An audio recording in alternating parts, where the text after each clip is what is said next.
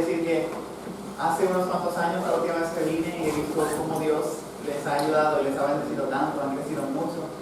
Ya no veo caras tan conocidas como antes, veo caras muy nuevas ahora, que no conocía. Yo sé que están haciendo un buen trabajo aquí los hermanos, y de verdad yo estoy muy contento por lo que el Señor está haciendo. Y creo que en verdad parte de esto es, ¿no?, la gloria del Señor por hombres fieles que también levantó hace casi 400 años aquí en España, bueno, en el reino de España en aquel entonces. Y Dios ha sido fiel, su palabra sigue creciendo, y gloria al Señor por eso. Es un gusto para mí compartir la palabra con ustedes.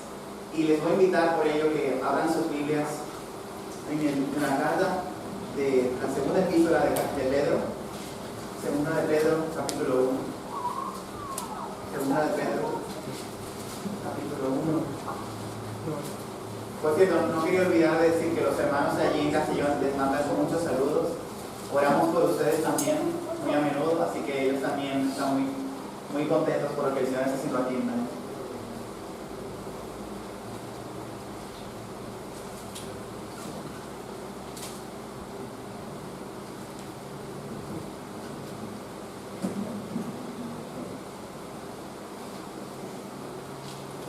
Y habiendo dicho eso, me gustaría leer el texto. Entonces, vamos a leer segunda de Pedro, el capítulo 1, vamos a leer a partir del versículo 3. Y dice así la palabra del Señor: como todas las cosas que pertenecen a la vida y a la piedad nos han sido dadas por su divino poder, mediante el conocimiento de aquel que nos llamó por su gloria y excelencia, por medio de las cuales nos ha dado preciosas y grandísimas promesas, para que por ellas llegaseis a ser participantes de la naturaleza divina, habiendo huido de la corrupción que hay en el mundo a causa de la concupiscencia. Vosotros también, poniendo toda diligencia por esto mismo, añadid a vuestra fe virtud, a la virtud conocimiento, al conocimiento dominio propio, al dominio propio paciencia, a la paciencia piedad, a la piedad afecto fraternal, y al afecto fraternal amor. Porque si estas cosas están en vosotros y abundan, no os dejarán estar ociosos ni sin fruto en cuanto al conocimiento de nuestro Señor Jesucristo. Pero el que no tiene estas cosas tiene la vista muy corta, es ciego, habiendo olvidado la purificación de sus antiguos pecados. Por lo cual, hermanos, tanto más procurad hacer firme vuestra vocación y elección, porque haciendo estas cosas no caeréis jamás. Porque de esta manera os será otorgada amplia y generosa entrada en el reino eterno de nuestro Señor y Salvador Jesucristo. Por esto, yo no dejaré de recordaros siempre estas cosas, aunque vosotros las sepáis y estéis confirmados en la verdad presente. Pues tengo por justo, en tanto que estoy en este cuerpo, el despertaros con amonestación, sabiendo que en breve debo abandonar el cuerpo, como nuestro Señor Jesucristo me ha declarado. También yo procuraré con diligencia que después de mi partida vosotros podáis en todo momento tener memoria de estas cosas. Amén. Esta es la palabra de Dios. En su segunda carta, el apóstol Pedro, ya un anciano, es muy probable que ya a punto de morir, según vemos en el versículo 12, en el versículo 12, versículo 14 del capítulo 1, ya en los finales probablemente de su vida, él escribe a la iglesia, no sabemos a qué iglesia exactamente era, pero escribe a la iglesia y escribe con dos propósitos principales. En primer lugar, el apóstol Pedro pretendía promover el crecimiento espiritual en los creyentes, y en segundo lugar, él está protegiendo a la iglesia de la falsa doctrina de los falsos maestros. Crecimiento espiritual, falsa doctrina. Esos son su principal propósito. Nosotros no vamos a considerar la intromisión del apóstol Pedro hacia los falsos maestros, pero sí en la mañana de hoy quiero que nos enfoquemos en la manera en la que el apóstol Pablo promueve ese crecimiento en los creyentes. Y entonces me gustaría mostrarles Entonces, ¿cómo el apóstol muestra el crecimiento de los creyentes? Y él lo hace apuntando mayormente, y de hecho siempre, a crecer en el conocimiento de Dios y de Cristo. Vayan conmigo, por ejemplo, en el capítulo 1, versículo 2. Dice: gracia y paz os sean multiplicadas. ¿En qué? En el conocimiento de Dios y de nuestro Señor Jesús.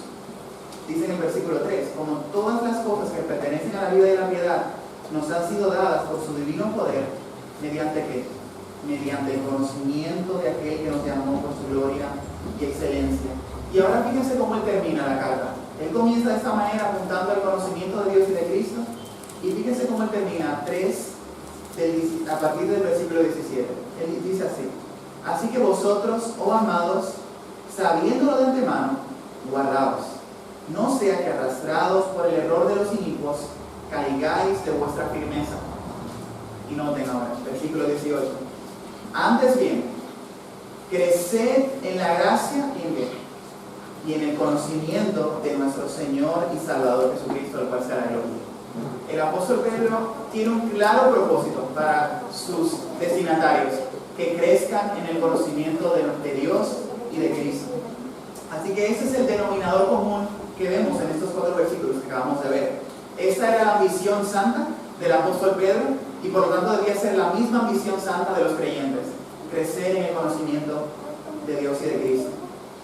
Y antes de que nosotros nos podamos centrar en el versículo 8 del capítulo 1, que es el texto en el que me quiero enfocar, me gustaría mostrarles el hilo conductor que sigue el apóstol Pedro hasta llegar al versículo 8 del primer capítulo. A partir del versículo 3, el apóstol nos dice que ya hemos recibido todo lo concerniente a la vida y a la piedad por su divino poder, por lo que ahora la simiente de Dios es en nosotros, somos hijos de Dios, somos coherederos con Cristo. Así que ahora gozamos de las preciosas y grandísimas promesas. Eso es lo que el apóstol comienza a decir tanto en el versículo 3 y en el versículo 4. Nosotros ahora somos participantes de la naturaleza divina. Y eso es muy claro enfatizarlo, que somos participantes de la naturaleza, no de la esencia divina. Nosotros no somos Dios, pero sí gozamos y podemos poner en práctica algunos de sus atributos comunicables. Claro, siempre de manera imperfecta, pero a eso es lo que se refiere, siendo participantes de su naturaleza divina. Ahora, los creyentes ya no estamos en el dominio de las tinieblas. Hemos sido trasladados, de hecho, desde el reino de las tinieblas al reino de la luz. Ya no estamos en las filas de Satanás. Ya no estamos en la celda del pecado. Nuestros intereses han cambiado del cielo a la tierra. Son completamente diferentes. Los latidos de nuestro corazón ya no palpitan por lo mismo. Nos apasiona otra cosa ahora, otras cosas, por supuesto. Ni tampoco ya latimos por nosotros mismos, ni para nosotros mismos. Esto ha cambiado por completo la obra que el Señor ha hecho en nosotros. Así que esto es lo que el apóstol viene a comunicarnos. Y noten cómo al final del versículo 4, entonces él dice: habiendo huido de la corrupción que hay en el mundo a causa de la concupiscencia.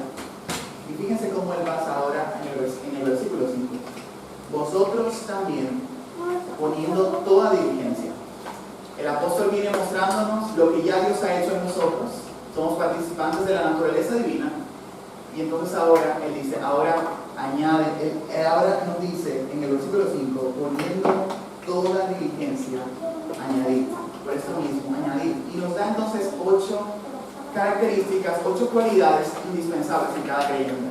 Él nos viene a decir: añadan a la fe virtud, a la virtud conocimiento, al conocimiento dominio propio, al dominio propio paciencia, a la paciencia piedad, a la piedad afecto fraternal y al afecto fraternal amor. 8 cualidades que todo creyente ha de tener. Y si se dan cuenta, son todas virtudes que son atributos de Dios. Dios es así tal cual.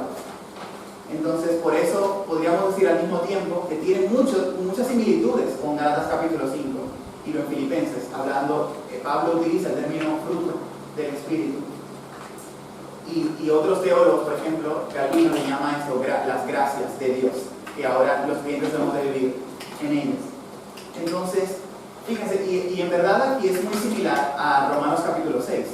¿Qué es lo que dice el apóstol Pablo en Romanos capítulo 6? Que ahora el pecado no tiene dominio sobre el creyente. ¿Y cuál es el fruto? Precisamente ahora de que el pecado ya no tiene dominio, la santificación. Romanos 6, 22.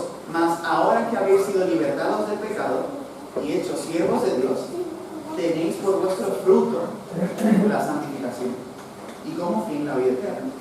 Entonces, si ya tenemos todas las cosas que pertenecen a la vida y a la piedad, hemos sido hechos hijos de Dios, coherederos con Cristo, por lo que tenemos por fruto la santificación, ahora quizás pudiéramos preguntarnos, ¿ya está todo de la vida cristiana? Y eso es lo que precisamente el apóstol Pedro nos va a mostrar y nos va a decir, no está todo, no es todo. Pero por eso nos dice, añadir, en el versículo 5. Pero permítanme aquí aclarar algo. Digo esto no pretendiendo decir que no es suficiente lo que ya Dios ha hecho por nosotros. No, la obra de Dios es maravillosa. No hay que trivializarla ni minimizarla. De hecho, nosotros podemos esforzarnos en crecer en el conocimiento de Dios de una manera muy práctica por lo que ya Dios ha hecho previamente en nosotros. Como somos participantes de la naturaleza divina, ahora podemos esforzarnos precisamente por esto. Entonces, la obra de Dios no debemos minimizarla ni trivializarla. Ahora, esto tampoco es contradictorio con el hecho escritural de que Dios ha dado deberes a sus hijos. Somos hijos de Dios y Dios, como nuestro Padre, nos da deberes por los cuales tenemos que responder. De dulces deberes, buenos deberes, excelentes deberes, muy buenos deberes. Entonces, esto no nos hace cooperantes de la obra de Dios. Dios no nos necesita en ese sentido, sino que es Dios el que forma los sentimientos correctos en nosotros y por él son efectivos. Nosotros, claro que tenemos que hacer deberes, por supuesto que sí, porque ahora somos sus hijos y respondemos en obediencia, como más adelante les seguiré demostrando. Nosotros no estamos cooperando con Dios, sino actuando en obediencia por la naturaleza divina que ahora mora en los creyentes. Entonces, ahora hacemos los deberes que Él nos manda, y es como, básicamente, como si estuviéramos diciendo, como dijo Agustín, Señor, danos lo que mandas y manda lo que tú quieras. Más o menos, esta es la idea. Y yo sé que aquí hay gente que ama tanto o más que yo la enseñanza de Dios. Sé que hay profesores aquí. Yo apenas estoy comenzando en el mundo de la docencia y sé que conocen los profes aquí presentes el debate que hay, ¿no? De que si los docentes deben enviar o no deberes a sus estudiantes. Y yo he participado de debates sobre esto y he escuchado los siguientes argumentos al respecto. He escuchado que, sobre todo de los que dicen que no se les envía deberes al estudiantado, escuchado estos deberes, estos argumentos. Y ellos dicen que los deberes tienen un origen clasista, que al final, si tú mandas deberes, tú lo que estás haciendo es que parte de la sociedad se vea fragmentada por aquellos que sí pueden acceder a ir a academias, por ejemplo, a ir a clases de repasos, y otros no. He escuchado este argumento. He escuchado también el argumento de que los deberes al final quitan mucho tiempo. Claro, el estudiante tiene que tener también su tiempo, ¿no? Y por eso también he escuchado el argumento de que no se debe de enviar deberes porque el estudiante necesita tener ocio, tiempo libre. El ocio es sagrado para el estudiante. Entonces, hay que ser comprensivo con ellos y no enviarles deberes y que disfruten del ocio. Y al final, y este es el último que he escuchado, es que al final los deberes dan poco resultado. Total, si cada vez más sigue suspendiendo más gente y tú dices que los deberes son positivos, ¿para qué lo pasan bien? Entonces, desde luego, este tipo de personas ponen en un alto lugar, y a mí me llama esto especialmente la atención, el ocio. El ocio hoy en día es sagrado. El ocio se ha puesto en la cumbre, de hecho, en muchísimos sentidos. Y yo creo que ustedes lo saben mejor que yo. Y por supuesto, somos una sociedad muy pragmática. Y a lo que nosotros entendemos que no funciona, lo quitamos enseguida, ¿no? Y yo a veces tengo la sensación de que muchos cristianos a veces abrazamos este tipo de argumentos en nuestra vida cristiana. Porque a veces le decimos al Señor y a algunos de nuestros hermanos también necesitan break. Total, yo no veo fruto de crecimiento en mi vida cristiana. Y a veces tengo esa sensación, a lo mejor esté equivocado. A veces tengo la sensación de ver a muchos creyentes como esos estudiantes que no hacen los deberes porque necesitan su tiempo libre sagrado, su vida cristiana, su ocio. A ver, yo sé que tengo que leer la Biblia, pero esta serie no me ayuda nada, ¿no?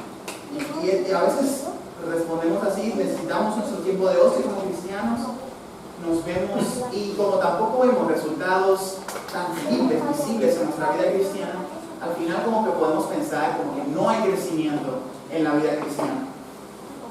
Y entonces muchas veces vamos, y yo sé que aquí al fondo tiene mucha experiencia en esto, vamos delante del Señor como un estudiante que cree saberlo todo sin haber estudiado. Eso es muy común. Yo tengo muy poco tiempo en las aulas y me he dado cuenta de eso. El estudiante que tú sabes que no ha estudiado nada, pero te quiere aparentar así a ti que ya lo estudió y sabe todo. Y a veces creo que nos pasa eso delante del Señor. Y evidentemente hay un grave problema. Yo estoy seguro que Alfonso, a ver, eso es suspenso, o sí, depende de cómo lo pillen en ese momento, ¿no? Pero para nosotros los cristianos, entonces, nunca es una opción no responder en obediencia a los deberes que Dios nos da. Nunca. Somos hijos de Dios, Dios nos manda deberes. Y pudiéramos decir en un sentido que somos estudiantes de Dios. Somos discípulos de Dios que aprendemos de Él, y Él entonces nos manda deberes. Entonces, para los cristianos no es una opción. Y Pedro es tan enfático en la labor que nosotros como creyentes debemos de cumplir con los deberes de Dios, que en la versión Reina Valera, él repite 3 veces una palabra clave, y es diligencia. Tienen que ser diligentes en esto. Lo repite 3 veces. En el capítulo 1, versículo 5, versículo 15, y luego en el capítulo 3, versículo 14, de segunda de Pedro. Por lo que el Señor nos manda a que diligentemente nos ocupemos con temor y temblor en la salvación, en palabras de Pablo. Y Pedro nos dice entonces, poniendo toda diligencia, añadir. Y entonces nos da esas 8 virtudes que por razones de tiempo yo no voy a explicar la mañana de hoy. Entonces, ¿cuál es la razón, cuál es la promesa y la finalidad de crecer diligentemente en estas virtudes? Y yo creo que la razón es que, como tal y como dice en el versículo 8, dice: porque si estas cosas están en vosotros y abundan. Ahí está la razón. Si esto está en ustedes y abundan en estas virtudes de los versículos del 5 al 7, ¿qué va a pasar? Entonces da ahí una promesa, una garantía de algo que va a suceder. Y dice en el versículo 8: no os dejarán estar precisamente algo que nuestra sociedad ama tanto, el ocio. No os dejará estar ociosos ni sin fruto. Y ahora, ¿en cuanto a qué? ¿Cuál es la finalidad de esto? En cuanto al conocimiento de nuestro Señor Jesucristo. Así que imagínate ahora que tú eres un estudiante y que estás delante de tu profesor, de nuestro profesor, Cristo, la Biblia, su palabra. Y el Señor ahora, a través de su palabra, te va a decir 3 cosas que tú tienes que tener en cuenta como su estudiante. En primer lugar, y ese va a ser el orden de mi sermón, en primer lugar, un peligro.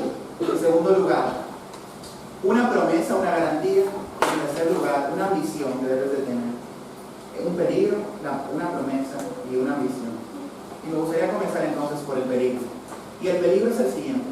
El peligro es que como estudiante de Dios, el esfuerzo es un peligro precisamente hacer un esfuerzo que lleva al autocontrol y al olvido de la cruz. Eso es un peligro. Luces rojas aquí con esto. Es un peligro esforzarte mediante tu propio control de ti mismo. Esto es un grave problema. Uno de los, yo tengo poco tiempo en las aulas, ¿no? Pero uno de los grandes peligros de un alumno es esforzarse en sus propios términos. Un profesor le da un trabajo y al final el profesor lo revisa y dice: pero no fue esto lo que yo te pedí. ¿Tú por qué has cambiado los requisitos que yo te he dado para que los hagas? A eso me refiero cuando digo autocontrol. Al final, tomar las riendas sueltas de lo que tú quieres hacer. Un estudiante de Cristo no hace eso. Un estudiante de Cristo no se esfuerza mediante sus propios parámetros. Él no lo hace. Él no hace esto. No tienes que ser muy original. Dios no te pide eso. Dios te pide lealtad, obediencia a que respondas a sus deberes. Entonces, Esto es un peligro atroz. Y el apóstol Pedro nos apunta a ese peligro que pudiéramos tomar como iglesia. Y él lo hace con precisamente los términos contrarios al autocontrol. Yo les pregunto, ¿cómo es una persona que no se controla a sí misma? ¿Cómo pensarían que es una persona que no se controla a sí misma? El apóstol Pedro le llama a una persona que no se controla a sí mismo siervo. Él le llama esclavo. ¿Ustedes creen que un siervo se autocontrola a sí mismo? ¿Toma decisiones por sí mismo? Yo creo que no. Siempre está subordinado a los mandamientos de su superior. Y eso es lo que Pedro le llama. Y noten cómo Pedro habla de sí mismo. Fíjense en el capítulo 1, cómo Pedro se da a conocer en el versículo 1. Simón Pedro, fíjense cómo, siervo y apóstol de Jesucristo, esclavo de Cristo. Esclavo de Cristo. Así que los siervos de Cristo no se toman el atrevimiento de regir sus vidas por sus propias normas. No. Los siervos de Cristo caminan en los directrices de la palabra profética más segura de todos los tiempos. Por eso el Pedro va a hablar de la autoridad de la palabra de Dios en los versículos, a partir del versículo 16, y luego en el versículo 19 lo dice: tenemos también la palabra profética más segura, a la cual hacéis bien ¿en qué? En estar atentos. Esa es la actitud de un siervo, de un esclavo. Él no tiene autocontrol sobre sí mismo, no. Él no se rige por sus propios criterios, no. Hay unos directrices claros en la palabra profética más segura, y dice el apóstol, haces bien en estar atento a ella. Los siervos de Cristo tampoco interpretan esa palabra de una manera antojadiza, que ese es otro problema del estudiantado.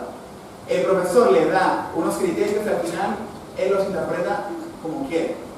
No, fíjense lo que el apóstol dice en el versículo 20 del capítulo 1. Entendiendo primero esto, que ninguna profecía de la Escritura es de interpretación privada, porque nunca la profecía fue traída por voluntad humana, sino que los santos hombres de Dios hablaron siendo inspirados por el Espíritu Santo. No, iglesia, no. La interpretación de la Escritura no es privada, no es por tus propios criterios. No es eso. Claro que no. Y lo mismo entonces hace un siervo. Un siervo no interpreta la Escritura por sí mismo en base a sus propios criterios. Por supuesto, nosotros hoy en día no recibimos la inspiración que recibieron los escritores, pero sí somos iluminados por el Espíritu Santo para comprender las Escrituras. Entonces, esto es lo que hace un siervo. Un siervo sigue las directrices de su Señor prescritas en su palabra, no las interpreta de manera antojadiza y se aferra a ellas. En cambio, el apóstol Pedro va a decir, los falsos maestros sí hacen eso. Ellos sí manifiestan autocontrol. Ellos quieren marcar sus propias normas, sus propios criterios. Y al final, ellos no se someten a las ordenanzas que Dios da. ¿Y qué hacen entonces? Lo que dice el apóstol Pedro en el capítulo 2, versículo 1. Él dice, hubo también falsos maestros entre el pueblo, como habrá también entre vosotros falsos maestros. Y fíjense lo que han hecho estos. Introducirán encubiertamente herejías destructoras. Introducirán encubiertamente herejías destructoras. Los falsos maestros no son siervos, y por lo tanto los que les siguen tampoco no son siervos, porque no se sujetan al Señor. Todo lo contrario, hay una palabra ya escrita y ellos introducen encubiertamente herejías destructoras. Eso no es el corazón de un hijo que hace los deberes de Dios. Eso lo hacen los falsos maestros y los que le siguen. Entonces, como alumno de Cristo, ¿recuerda? Imagínate que eres un alumno, debes de saber entonces que eres un esclavo, por lo que sigue su palabra y la centralidad de su palabra. Sigue su palabra y lo central de la palabra. Y lo central de la palabra es la refulgente gloria de Cristo en la cruz del Calvario. Ahí está la centralidad de su palabra. Porque si hay algo que habían hecho los falsos maestros, es que habían negado al Señor. Lo dice en el versículo 1 del capítulo 2. después de decir que introducen encubiertamente herejías destructoras, noten lo que dicen. Y aún negarán al Señor que los rescató. Eso es lo que ellos hacen. Y fíjense lo que el apóstol Pedro quiere ser tan claro con la iglesia, que le dice, miren, si ustedes no se esfuerzan en crecer en base a estas virtudes, fíjense lo que dice en el capítulo 1, versículo 9. Pero el que no tiene estas cosas, tiene la vista muy corta, es ciego, y ahora fíjense, y esto es extraordinario, habiendo olvidado la purificación de sus antiguos pecados. Los falsos maestros dejan al Señor a un lado, y dice el Señor, y a los cristianos, si ustedes no se esfuerzan y crecen diligentemente en estas gracias, hay un peligro aquí. La vista la tienes muy corta, eres ciego. ¿Y qué puede llegarte a pasar? Puedes olvidar la purificación de tus antiguos pecados. Así que, por supuesto que nosotros debemos andar en el Espíritu por los frutos, pensar en ellos, todo lo amable, todo lo que es digno de alabanza. Filipenses. Por supuesto que debemos ejercitarnos en la piedad, pero no en nuestros términos, y muchísimo menos dejando a un lado lo central, la gloria de Cristo en la cruz. Este es el peligro que debes evitar como estudiante de Cristo, como discípulo de Él. Al cumplir con los deberes de nuestro buen Maestro, debemos seguir sus mandamientos. Y si hay algo que también hacen los falsos maestros, es que no se sujetan al mandamiento que les ha sido dado. Fíjense, acompáñenme al capítulo 2, versículo 20 al 22, de segunda de Pedro. Dice que ciertamente, si habiéndose ellos escapado de las contaminaciones del mundo, por el conocimiento del Señor y Salvador Jesucristo, enredándose otra vez en ellas, son vencidos, su postrer estado viene a ser peor que el primero, porque mejor les hubiera sido no haber conocido el camino de la justicia, que después de haberlo conocido, volverse atrás ¿de qué? Del santo mandamiento que les fue dado. Los falsos maestros no son siervos que se sujetan al mandamiento que les ha sido dado. Ellos no son esclavos de Cristo. Ellos al final marcan una valla y quieren construir lo que quieren construir en sus términos. Y eso es precisamente lo contrario a lo que es un discípulo, un estudiante de Cristo, que busca crecer en el conocimiento de Cristo. Los estudiantes del Señor, eso es lo que somos nosotros, aprendices del Señor 24/7, todo el tiempo de nuestras vidas. Somos esclavos que siguen su santo mandamiento, por lo que es muy peligroso autocontrolarnos en los términos que lo he definido. Y por supuesto, olvidando la refulgente gloria de Cristo en la cruz. Ahora para el cristiano, todas las cosas que eran ganancia, ahora son pérdida, como leímos en la lectura congregacional. Todas son pérdida. Los estudiantes del Señor estiman todo como pérdida por la excelencia del conocimiento de Cristo. Lo perdemos todo, incluyendo la rienda de nuestras propias vidas.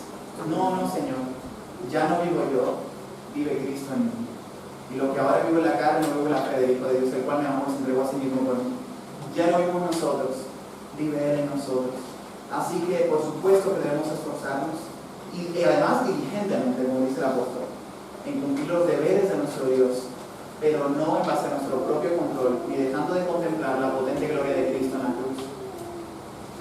Ahora bien, ¿cuál es el resultado de esto? ¿Qué promesa hay en cumplir los deberes que como estudiantes de Cristo somos? Y el apóstol Pedro nos habla del resultado y de la garantía o de la promesa que hay al respecto. Y fíjense cómo dice en la segunda mitad, en la segunda parte del versículo 8. Porque si estas cosas están en vosotros y abundan, no os dejarán estar ociosos ni sin fruto. Ese es el resultado. Si tú te esfuerzas al esforzarte en añadir diligentemente a estas gracias, dice el Señor, no estarás ocioso ni sin fruto. Esa es la promesa. Es como el profesor que le dice al estudiante, mira, este trabajo te va a costar hacerlo, pero ya verás que al final, ya verás, te vas a esforzar mucho, pero la recompensa va a ser muy grande. Esfuérzate entonces. Algo así. Es lo que vemos aquí en el texto. Precisamente hay una promesa de que será beneficioso dicho esfuerzo. Pasamos a disfrutar profundamente de las promesas de Dios. Ahora, no podemos olvidar que gozamos de esta promesa no porque somos excelentes estudiantes por nuestros propios méritos, no, es porque recuerden, somos participantes de la naturaleza divina, somos hijos de Dios, la simiente de Dios es en nosotros y gozamos ahora de estos privilegios por Él. Así que debemos de cuidarnos de esos pecados que rodean nuestras vidas a diario. Por eso me llamó mucho la atención la frase de León el Grande, un obispo de Roma a finales del siglo V, que él dijo: reconoce, cristiano, tu dignidad y hecho partícipe de la naturaleza divina, no vuelvas por una conducta indigna a la vileza de tu condición anterior. Oh no, cristiano, no vuelvas allá, huye de ahí, cristiano, huye de ahí. Tienes que crecer, tienes que esforzarte diligentemente en el conocimiento de Cristo. No vuelvas allá. Eres participante de la naturaleza divina. La simiente de Dios está en ti. Huye de la concupiscencia. Y esto entonces es lo que el Señor nos garantiza. Y es beneficioso para el alma del creyente. Porque el Señor dice: no vas a estar ocioso ni sin fruto. Así que, pero a veces me llama mucho la atención de que a veces me percibo, y claro, por supuesto, son percepciones que están sujetas a mi percepción al final y no tienen por qué ser verdad, pero tengo la sensación de que a veces, como no nos cautiva mucho la idea de que ya no nos pertenecemos, al final como que luchamos con esto muy a menudo, pero el Señor dice: no, ya no te perteneces, no eres tuyo, has sido comprado, eres esclavo de Cristo.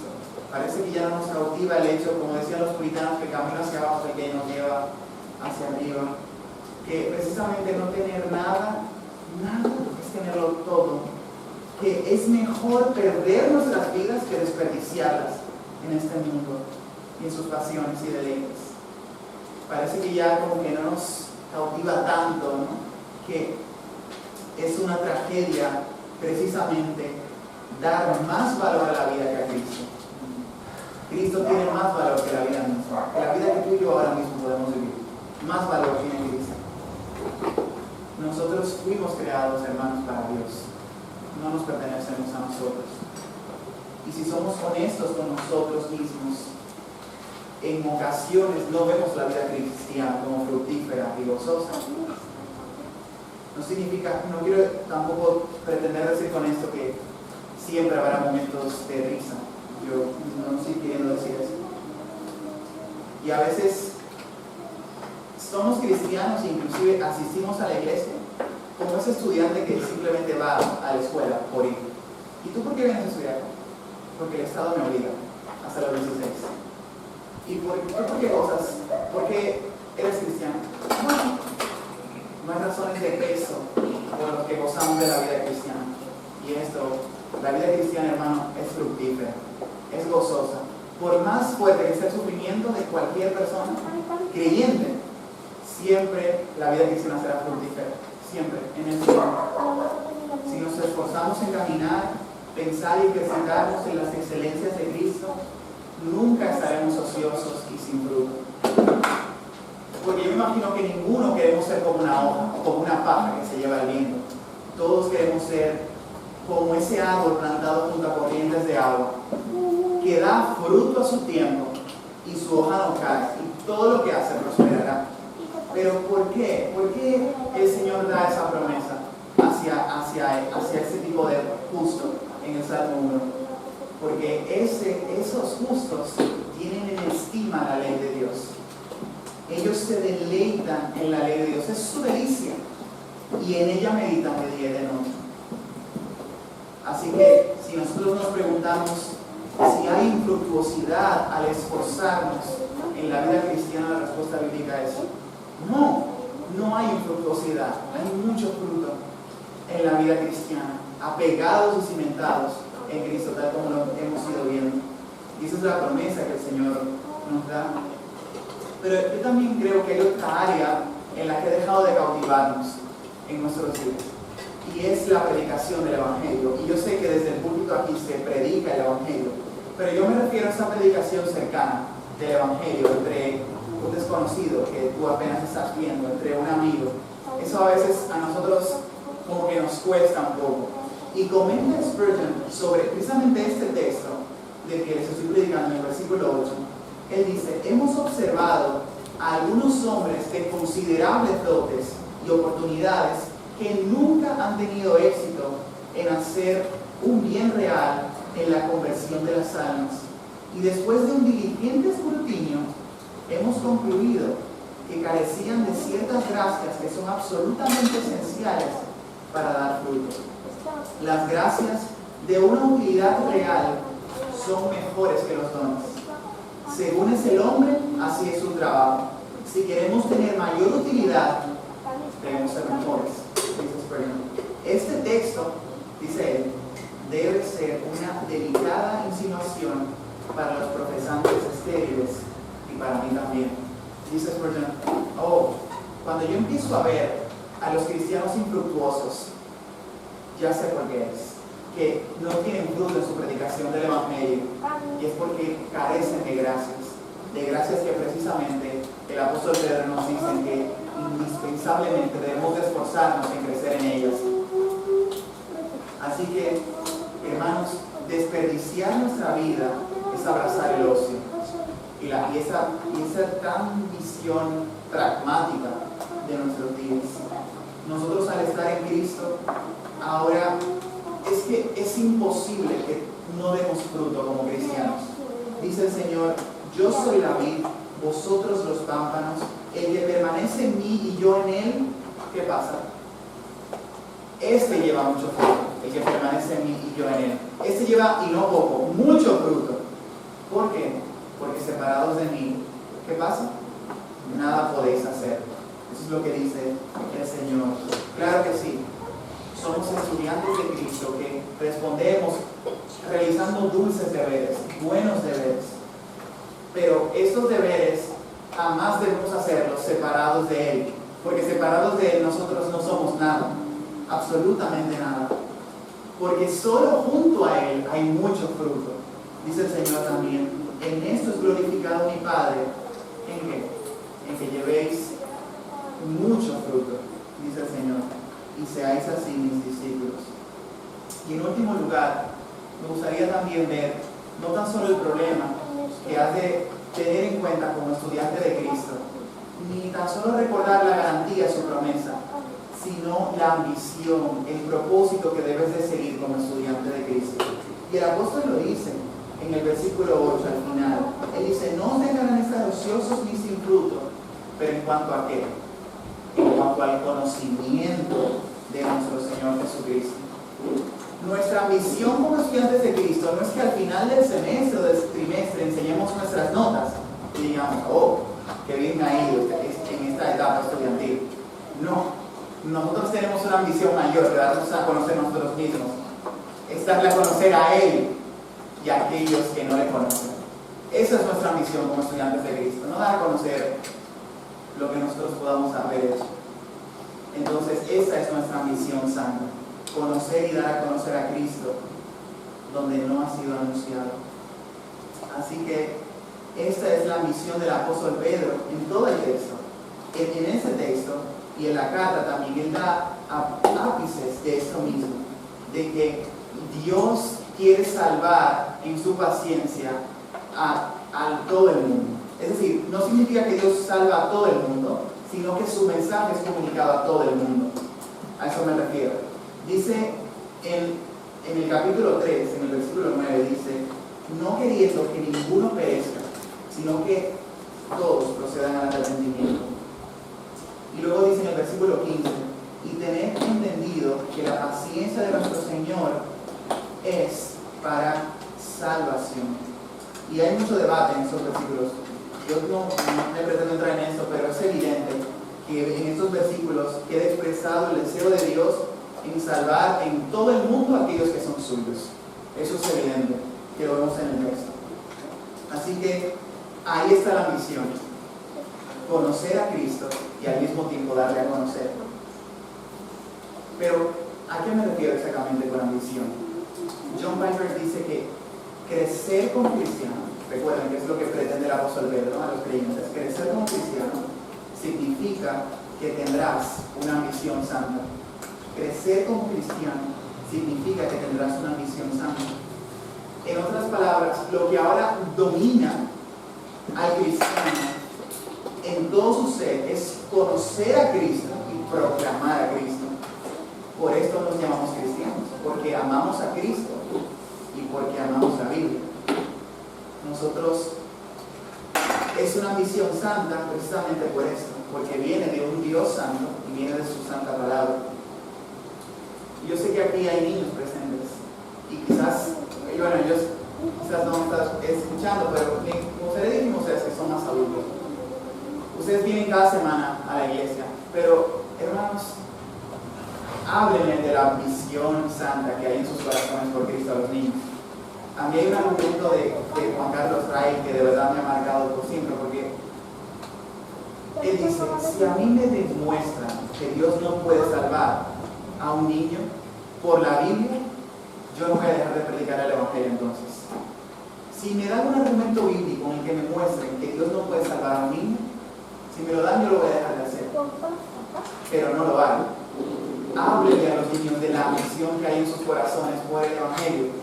Ustedes venimos como creyentes cada semana a celebrar el Evangelio y la gloria de Cristo en la cruz. Háblenle a sus niños también del Evangelio. Esto es una misión que ha de expresarse en todas las esferas de nuestra vida. Entonces, nuestro fin que tenemos es conocer a Cristo y darle a conocer.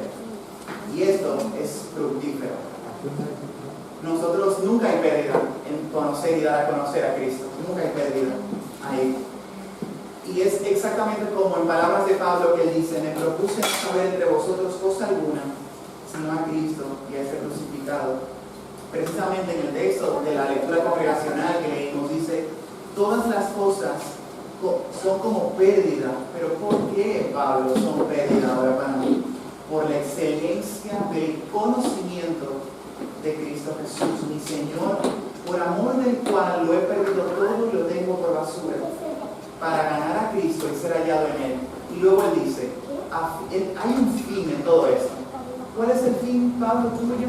A fin de conocerlo. Esa es la misión santa que ha de dominar a los creyentes.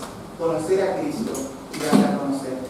Y a lo largo de la historia ha habido mucho debate en torno a cómo conocemos a Cristo, si podemos en verdad conocer a Cristo en toda su plenitud, como vimos en Hebreos capítulo 1 que leímos.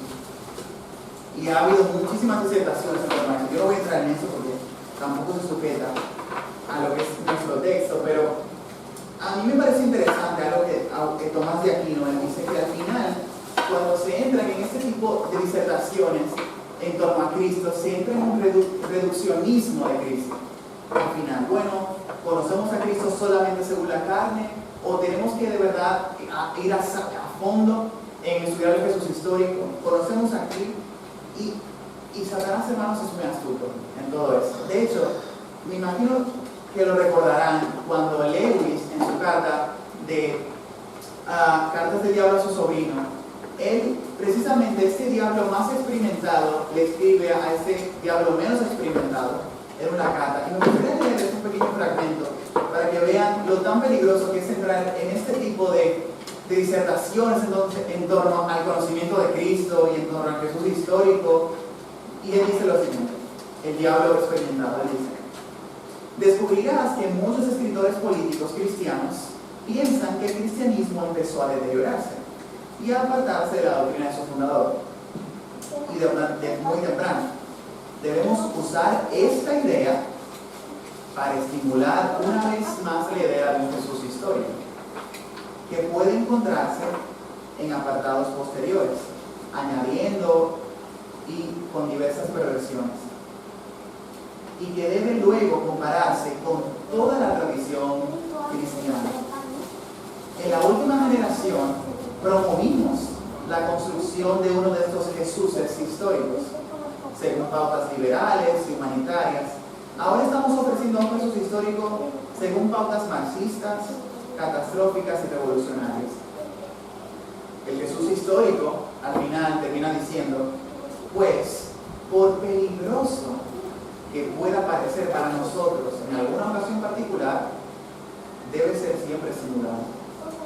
Y por eso les decía que Satanás es absurdo en todo esto. A veces nosotros hablamos de conocer a Cristo.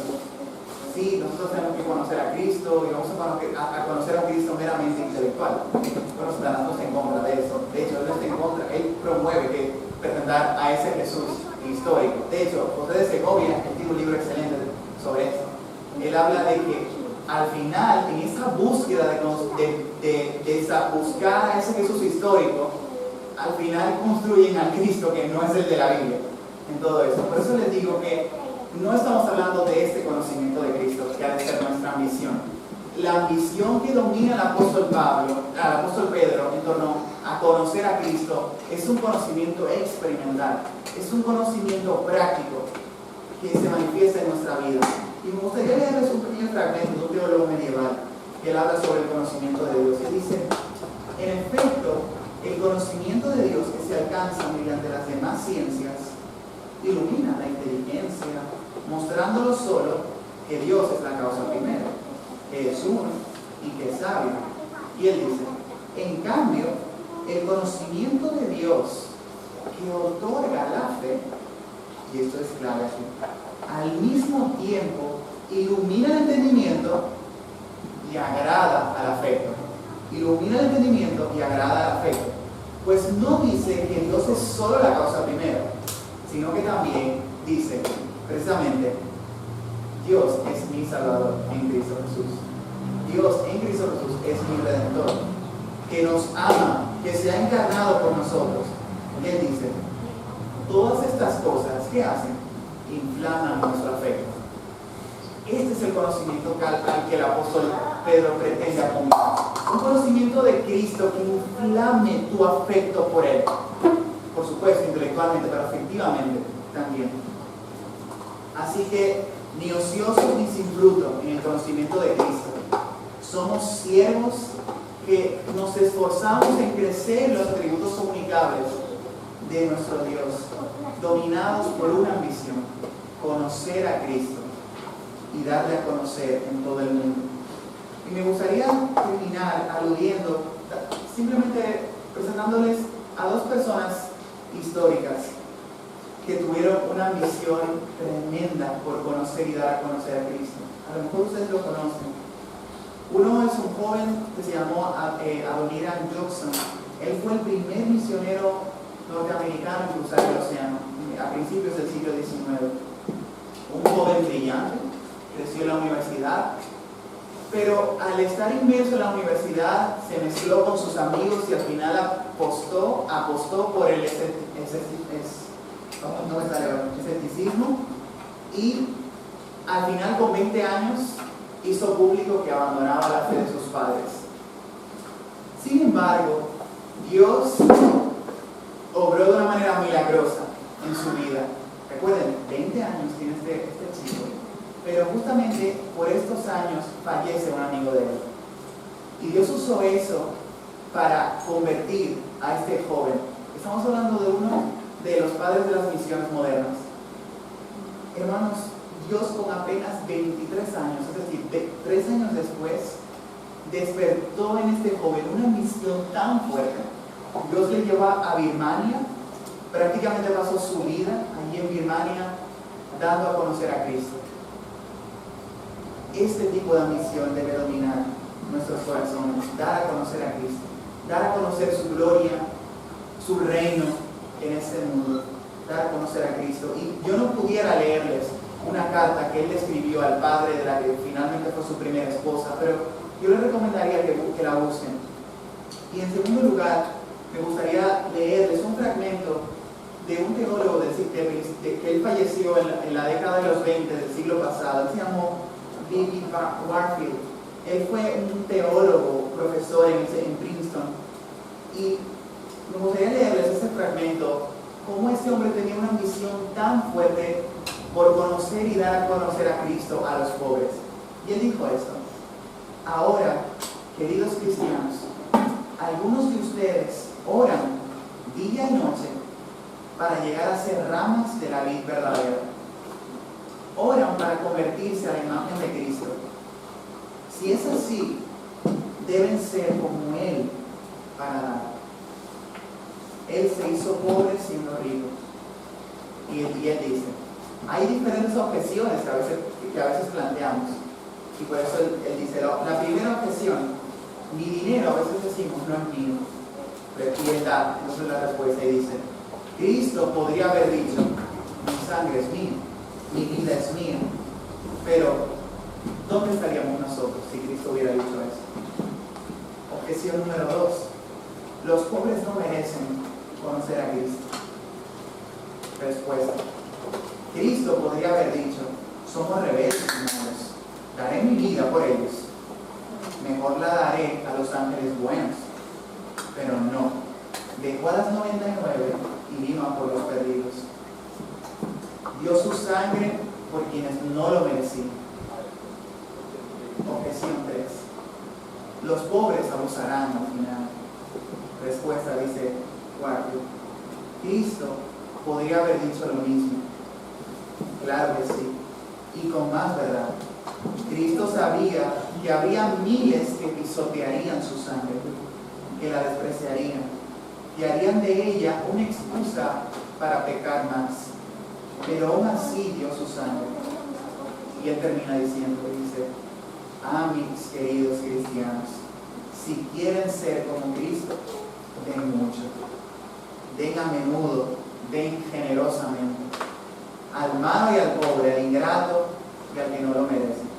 Cristo es glorioso y feliz, y ustedes también lo sean. Amén. Vamos a ver. Padre, en esta tarde nosotros nos hemos expuesto a tu palabra. Yo te ruego, en primer lugar, Señor, tú nos humilles delante de ti, porque estoy convencido de que si he dicho algo que no se sujeta a tu escritura, todo pasará y al final no quedará en el corazón de mis hermanos. Lo sé, y me castigarás por haberlo dicho. Pero Padre, si tú has querido usarme para alentar a mis hermanos a crecer en ti, Dios, te ruego que tú, mi Señor, les ayudes a crecer en el conocimiento de ti, para que gocen, mi Señor, de esta preciosa promesa, de esta preciosa garantía que tú nos das, de que no estaremos ociosos ni sin fruto en el conocimiento de nuestro precioso y bendito Salvador. Señor, dependemos de ti, nada somos sin ti. A ti sea la gloria por tu